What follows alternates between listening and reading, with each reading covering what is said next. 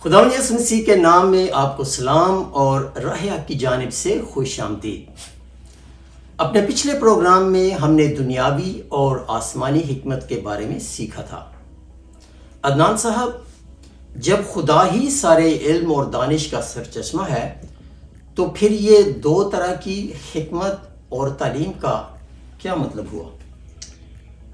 ارے بھائی، یسایہ 45 باب کی آیات 6 اور 7 میں خدا نے فرمایا کہ میں ہی خداوند ہوں، میرے سوا کوئی دوسرا نہیں، میں ہی روشنی کا موجد اور تاریکی کا خالق ہوں، میں سلامتی کا بانی اور بلا کو پیدا کرنے والا ہوں، میں ہی خداوند یہ سب کچھ کرنے والا ہوں۔ ہمارا خدا قادر مطلق ہے اور وہ برائی میں سے بھی اچھائی پیدا کر سکتا ہے۔ خدا کی حضوری ہماری سب سے پہلی ضرورت ہے۔ روح القدس کی موجودگی میں اور اس کے تابع رہ کر سیکھنا اور سکھانا ہی کرسچن ایجوکیشن کو دنیاوی علم سے الگ کرتا ہے۔ افسیوں 4 باب کی آیت 11 اور رومیوں کے باب 12 کی آیت 7 کے مطابق بائبل کی تعلیم یعنی کرسچن ایجوکیشن خدا کی طرف سے ایک تحفہ ہے۔ پولس رسول تموتھیوس کے دوسرے خط کے باب 3 آیت 16 میں بیان کرتا ہے کہ بائبل کی تعلیم کا مقصد راست بازی میں تربیت کرنا ہے۔ بائبل کے اساتذہ کے لیے لازم ہے کہ وہ اپنے سننے والوں کی حوصلہ افزائی کریں کہ وہ راست بازی میں بڑھتے جائیں۔ کرسچن ایجوکیشن کا سب سے اہم پہلو پاک روح کی موجودگی ہے۔ یہاں اصل استاد خدا کا پاک روح ہے۔ یوحنا 14 باب کی آیت 26 میں خداوند یسوع مسیح نے فرمایا کہ مددگار یعنی روح القدس جسے باپ میرے نام سے بھیجے گا وہی تمہیں سکھائے گا۔ بائبل ٹیچر اور شاگرد دونوں پاک روح کے تابع ہیں۔ آپ اس کو ایک تکون کی مدد سے سمجھ سکتے ہیں۔ استاد پہلے پاک روح سے کلام کا علم حاصل کرتا ہے اور پھر وہی علم شاگرد کو سکھاتا ہے، لیکن اس عمل میں شاگرد کا پاک روح کے تابع ہونا بھی لازم ہے۔ پاک روح کی موجودگی کے بغیر کرسچن ایجوکیشن اور سیکولر ایجوکیشن میں کوئی فرق نہیں، پھر یہ صرف انفارمیشنل ہوگی نہ کہ ٹرانسفارمیشنل، اور زندگیاں تبدیل نہیں ہوں گی۔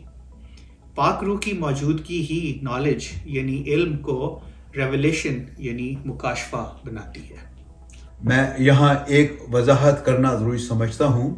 افسیوں کے خط 4 باب 11ویں آیت میں چرواہا اور استاد ایک ہی نعمت، ایک ہی آفس ہے، لیکن رومیوں 12 باب 7ویں آیت اور پہلا کرنتھیوں 12واں باب 28 آیت میں استاد ہونے کی نعمت علیحدہ ہے۔ یہ ضروری نہیں کہ صرف پیسٹر ہی استاد ہو سکتا ہے۔ خدا اپنے جلال کے لیے کسی کو بھی استعمال کر سکتا ہے۔ کسی ایک کو دوسرے پر فوقیت نہیں۔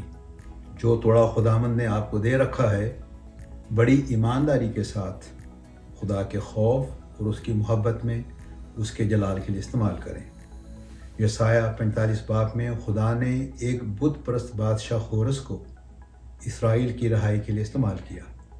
ہمارا خدا قادر مطلق ہے اور برائی میں سے بھی اچھائی پیدا کر سکتا ہے۔ پیدائش 50 باب 20ویں آیت میں یوسف اپنے بھائیوں کو کہتا ہے، تم نے تو میرے ساتھ برا کرنا چاہا، لیکن خدا نے اسے اچھائی میں بدل دیا تاکہ بہت سی جانیں بچ جائیں۔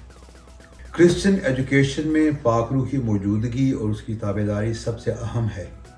اس کے لیے صبر، برداشت اور ایک حلیم اور شکر گزار دل چاہیے۔ بائبل الہامی کتاب ہے۔ اس کا مقصد خدا کے ساتھ رفاقت اور اس کی الوہیت کی پہچان میں ترقی ہے۔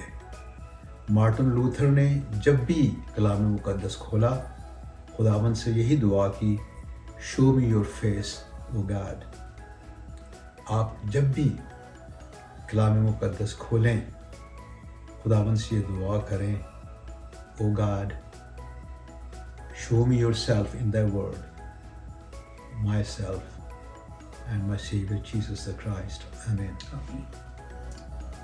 اے باپ آسمانی، اپنے چہرے کا نور ہم پر جلوہ گر فرما، تاکہ روح القدس کے تابع ہو کر تیرے کلام کے وسیلہ سے اپنے منجی خداوند یسوع مسیح کی صورت اختیار کرتے جائیں۔ آمین۔ آمین۔